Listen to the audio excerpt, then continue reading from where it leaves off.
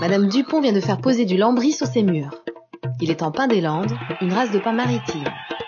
Le pin maritime est originaire de l'Europe méditerranéenne et sud-atlantique. Il peut mesurer jusqu'à 30 mètres de haut et son nom scientifique est Pinus pinaster. L'appellation pin des Landes est réservée à la forêt des Landes de Gascogne. La forêt des Landes de Gascogne est la plus grande forêt cultivée d'Europe. Elle couvre 1 million d'hectares.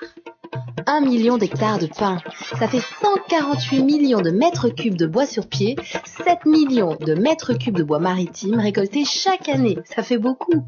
Pour une grande part, il est transformé en pâte, en papier, en carton et en emballage bois comme les palettes ou les caisses à vin. Par ailleurs, le pin des Landes sert à fabriquer des panneaux, des poutres, des parquets, des lambris, comme le lambris de Madame Dupont. Le lambris de Madame Dupont est original. Son esthétique suggère une peinture à la chaux. Aujourd'hui, beaucoup de produits peints des Landes sont issus d'une collaboration avec des designers. On trouve des lambris qui mettent en valeur les nœuds du bois, ceux qui ont un effet pierre de taille, des planchers bicolores et même des planchers masseurs de pieds qui rencontrent un grand succès au Japon.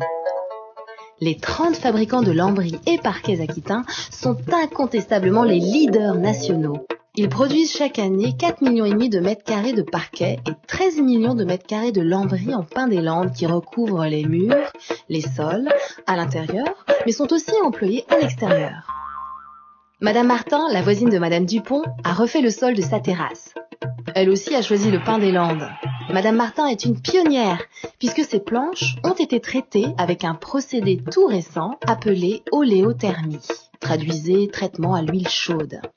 Grâce à ce procédé, les planches en pin des Landes de la terrasse de Madame Martin résistent au chaud, au froid, à l'humidité et aux attaques des champignons. Mais l'oléothermie, comment ça marche ? Prenez une planche de pin et plongez-la dans un bain d'huile très chaud. L'eau du bois s'évapore. Puis, plongez-la dans un bain d'huile très froid. Le bois aspire l'huile qui vient boucher les pores, durcir le bois et le protéger en surface. Surtout, ne faites pas cette expérience chez vous. L'oléothermie réclame bien sûr un matériel spécial et n'est maîtrisé pour l'instant que par quelques laboratoires, comme le Centre technique du bois et de l'ameublement de Bordeaux, qui depuis 2002 fait des essais sur cette technique. Ce centre, qui emploie 120 personnes, mène des recherches sur le bois de construction et propose des innovations comme l'oléothermie. Revenons aux lambris et parquets de Madame Martin et Madame Dupont et observons-les. Ce sont des lames plates et rectilignes. Imaginez Madame Dupont dans sa maison avec un lambris courbé. Pour que Madame Dupont puisse être à l'aise dans son appartement, il faut que la scierie produise des planches droites et plates. Une scierie est une entreprise. Elle achète des pins, elle les découpe et elle vend les planches. Si la scierie achète un pin courbé, elle ne produira que peu de planches, alors que dans un pin rectiligne, elle pourra découper plus de planches et gagner plus d'argent. Les 250 scieries d'Aquitaine préfèrent donc acheter des pins droits. Mais le pin des Landes n'est pas droit, il est même plutôt courbé sous l'effet du vent. Des chercheurs se sont penchés sur ce problème, réunis au sein du groupement d'intérêt scientifique Pin maritime du futur. Cet organisme, créé en 1995, rassemble des laboratoires de l'AFOSTEL, du CPFA, de l'INRA et de l'ONF qui travaillent sur l'amélioration génétique du pin maritime. Ils travaillent sur la sélection des pins qui ont la meilleure rectitude et à la mise au point de variétés améliorées. C'est en 1926, à Mimizan, qu'ont eu lieu les premiers travaux relatifs à la génétique du pin des Landes. Mais à l'époque, ce qui intéressait les chercheurs, c'était les pins qui donnaient le plus de résine, car au début du siècle, le gémage était l'activité principale de la forêt landaise.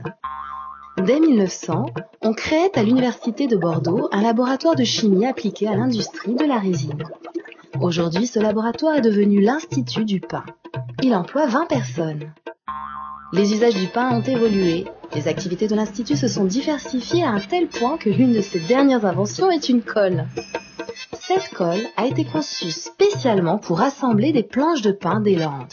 Elle peut coller le bois quand il est encore vert, c'est-à-dire humide. Ces planches collées serviront à construire des maisons et des bâtiments.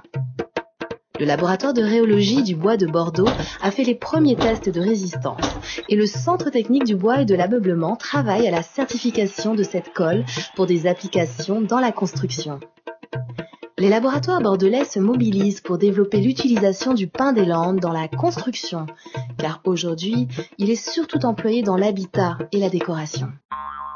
Tous ces travaux pourraient bien contribuer à changer les habitudes d'ici quelques années.